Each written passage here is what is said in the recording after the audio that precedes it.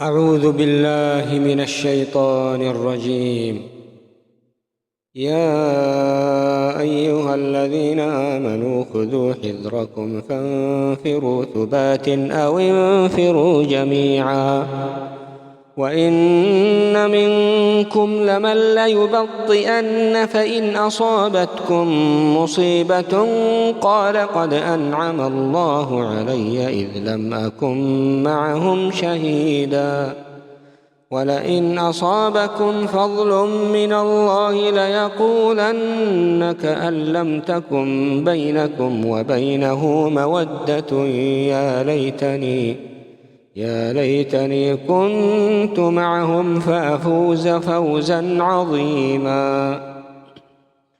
فليقاتل في سبيل الله الذين يشرون الحياة الدنيا بالآخرة ومن يقاتل في سبيل الله فيقتل أو يغلب فسوف نؤتيه أجرا عظيما.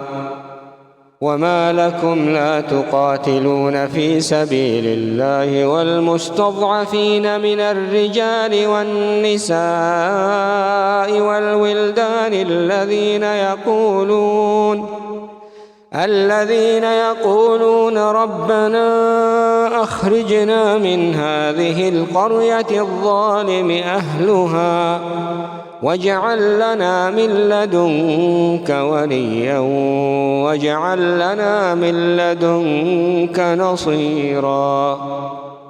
الذين آمنوا يقاتلون في سبيل الله والذين كفروا يقاتلون في سبيل الطاغوت فقاتلوا أولياء الشيطان إن كيد الشيطان كان ضعيفا. ألم تر إلى الذين قيل لهم كفوا أيديكم وأقيموا الصلاة وآتوا الزكاة فلما كتب عليهم القتال